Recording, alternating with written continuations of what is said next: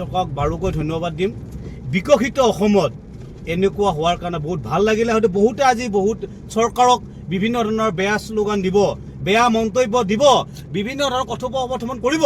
কিন্তু নমস্কাৰ, এতিয়া যিহেতু গুৱাহাটীৰ পৰা উত্তৰ গুৱাহাটী ছাইডে যাবৰ কাৰণে বহুত সহজ হ'ল।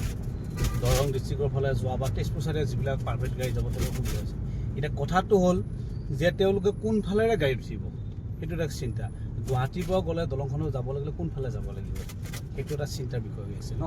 তো সেই চিন্তাৰ বিষয়বিলাক আজিৰ পৰা আপোনালোকে পাহৰি যাওক। কোনফালে যাবলৈ, কেনেকৈ নামিবলৈ, কোনটো দিশেৰে ক'ত আহিব লাগে, সেইখিনি গোটেইখিনি মই আপোনাক দেখুৱাই যাম। ভিডিঅ'টো মুঠৰ শেষলৈ স্কিপ নকৰা আপোনাক চাই থাকিব। আহক আমি ভিডিঅ'টো আৰম্ভ কৰোঁ। এতিয়া আমি যিহেতু নতুন দলঙেৰে যাম, যিখন কুমাৰ ভাস্কৰ বৰ্মা দলঙেৰে যাম, গতিকে ইয়াত ভালেকেইটা ৰাস্তা আছে, দেখিছে আপোনালোকে, মই দেখুৱাই দিছোঁ। ৰাস্তা বহুতকেইটা আছে, কিন্তু আমি এনেকৈ নাযাওঁ। আমি কি কৰিম, আমি ষ্টেট যাম। এনেকৈ গাড়ী গৈছে চব, ৰাইটে গৈছে, এইটো হৈছে ইউ টাৰ্ণ লৈ তেওঁলোকক গুৱাহাটী ফালে যাব। কিন্তু আমি কোনফালে যাম, আমি চিধা যাম। আমি নতুন দলং যাম। নতুন দলং যাম যিহেতু আমি এইটো ৰাস্তাৰে আহিম। এইটো ৰাস্তাৰে আহি আপোনালোকে দেখি ভাল পাব যে আৰু এখন দলং বনি আছে। এই দলংখন ক'ত যায়?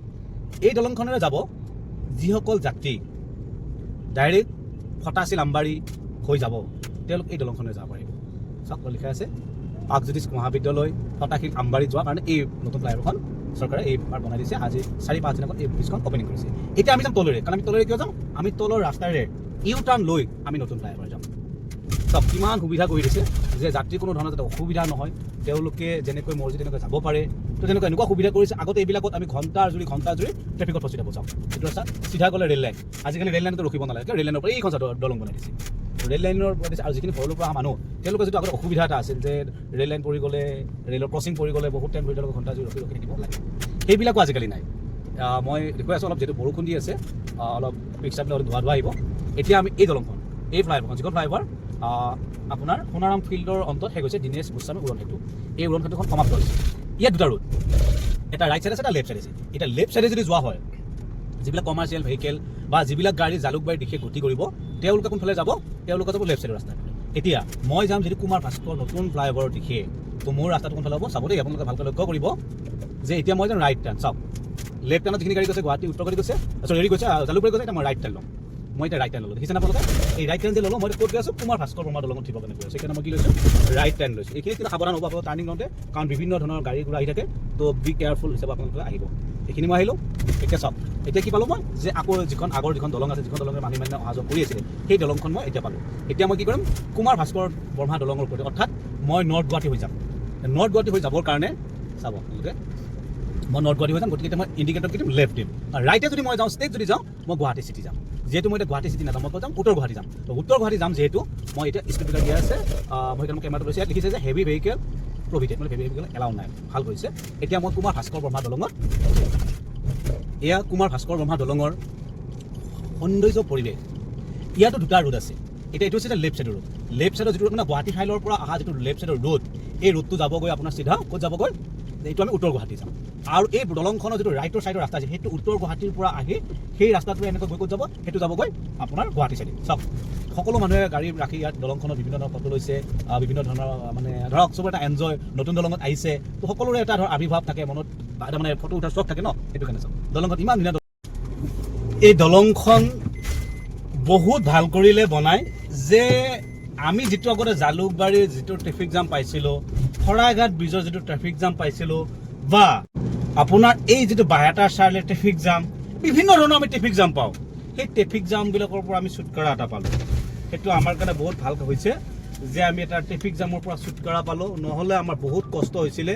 ট্ৰেফিক জামৰ কাৰণে আমি ঘণ্টা জুৰি বহুত টাইম লাগিছিলে। সেইটো আমি অসম চৰকাৰক বাৰুকৈ ধন্যবাদ দিম। বিকশিত অসমত এনেকুৱা হোৱাৰ কাৰণে বহুত ভাল লাগিলে। হয়তো বহুতে আজি বহুত চৰকাৰক বিভিন্ন ধৰণৰ বেয়া শ্লোগান দিব, বেয়া মন্তব্য দিব, বিভিন্ন ধৰণৰ কথোপকথন কৰিব। কিন্তু যিখিনি ভাল লাগি চাওক, মই আচৰিত, মাত্ৰ 2 মিনিটো নালাগিলে পাৰ হৈ গ'লো। কি আচৰিত, যিটো নেকি কথা মই কেতিয়াও কল্পনা কৰা নাছিলোঁ, ভাবা নাছিলোঁ, সেই বস্তুখিনি হৈ গ'ল। আজি চাওক কেনেকুৱা হৈ গ'ল, দিন কালবিলাক ইমান ধুনীয়া এটা পৰিৱেশ কৰিছে, যে এই বস্তুবিলাকে এটা সময়ত ৰখি আছিলে। আজি পৰিৱৰ্তন চাওক কেনেকৈ হ'বলৈ ধৰিলে, পৰিৱৰ্তন ইমান পৰিৱৰ্তন। ইমান আগতীয়া পৰিৱৰ্তন, যিটো পৰিৱৰ্তন নেকি আমি ভবাই নাছিলোঁ যে ইমান জল্দি এনেকুৱা এটা সুবিধা হ'ব। চাওক, এতিয়া মই মাত্ৰ 2 মিনিটো নালাগিলে, 2 মিনিটো নালাগিলে মই ক'ত পালোঁ, আহি উত্তৰ গুৱাহাটী পালোঁ। য'ত নেকি মোৰ 50 মিনিট 60 মিনিট লাগিছিল, তাতে মই 2 মিনিটত পালোঁ। চব ইফালে চাব, ইয়াত ডিভাইডাৰ দিয়া আছে, লেখা আছে বাইহাটা, চাৰিআলি, IIT এইবিলাকৰ যাবৰ কাৰণে ৰাস্তা চাব দেই। এইবিলাকে লগালগ ৰাস্তা হৈছে, মাটি দখল বা মানে মাটিত বিভিন্ন ধৰণৰ হোটেল চোটেল বনাব। এইফালে ৰাস্তাটো কমপ্লিট হোৱা নাই এতিয়ালৈ। ৰাস্তাটো কমপ্লিট নোহোৱাৰ কাৰণে কিছুমান অসুবিধা পাব পাৰে মানুহে অহা যোৱা কৰাত, বাট অতি সোনকালে ৰাস্তাটো কামত তীব্ৰ গতিত চলি আছে। বহুকেইখন ফ্লাইঅভাৰ নিৰ্মাণ অৱস্থাত আছে, চাই লওক। আপোনালোকে ডিচাইড কৰিব আপোনালোকে ক'ত যাব, আপোনালোকে ডিচাইড কৰিব আপোনালোকে ক'ত যাব। সেইমতে ৰোড আছে, ৰোড মতে আপোনালোকে যাব পাৰিব। বহুত ৰোড আছে। মই যদি এই ৰোডটোৰে এই কালভাৰটোৰ তলেৰে কাটি দিওঁ, মই এপিনেও যাব পাৰোঁ। এই কালভাৰটোৰ তলেৰে কাটি দিলে মই একদম ডাইৰেক্ট গৈ তেল ডিপু হৈ এপিনে ওলাব পাৰোঁ। বোলে এপিনেও গৈ আপুনি বেজেৰা ওলাব পাৰে। এতিয়া মই চাওঁ, এটা ডাঙৰ ব্লু ডাৰ্টৰ DFL-ৰ অফিচ এটা আছে।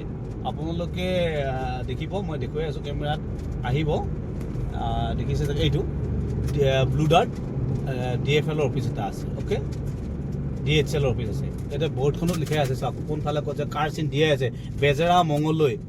চাওক 23 কিলোমিটাৰ।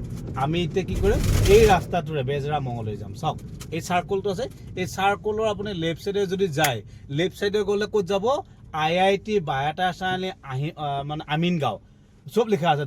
আমি এতিয়া যদি দৌলগোবিন্দ বেজেৰা মঙলদৈ যাওঁ, তো আমি কোনফালে যাম, এতিয়া ৰাইট চাইডে যাম। মেইন ৰাস্তাটো ক্ল'জ আছে। এতিয়া আমি কি কৰিম, ৰাইট চাইডে কাটি দিম। চাব দেই, ৰাইট চাইডে মই কাটি দিছোঁ। এয়া তোমাৰ ভাস্কৰ বৰ্মা দলঙৰ তলেৰে আমি এতিয়া আহিছোঁ। দলঙৰ ওপৰত যিটো ৰাস্তা কমপ্লিট হোৱা নাই, এতিয়া মই যদি মঙলদৈ যাব বিচাৰোঁ, তেন্তে মই এইটো ৰাস্তাইদিও যাব পাৰোঁ। মই এইটো ৰাস্তাইদি ৰং ৰাস্তাত নাযাম, গতিকে মই কোনফালে যাম, এই চিধা ৰাস্তাটোৰে এই ৰাস্তাটোৰে আহি মই চাব, এইখিনি অলপ ৰাস্তাটো বেয়া হয়, গাঁৱলীয়া ৰাস্তা। এতিয়া মাজে মাজে মোৰ এটা কথা বহুত ভাল লাগিল যে মই এইখিনি ভৰলু মুখৰ পৰা নৰ্থ গুৱাহাটী পাবলৈ অনলি 3 মিনিট হাফ লাগিছে, 3.5 মিনিট। বিশ্ব ৰেকৰ্ড বুলি ক'লোঁ।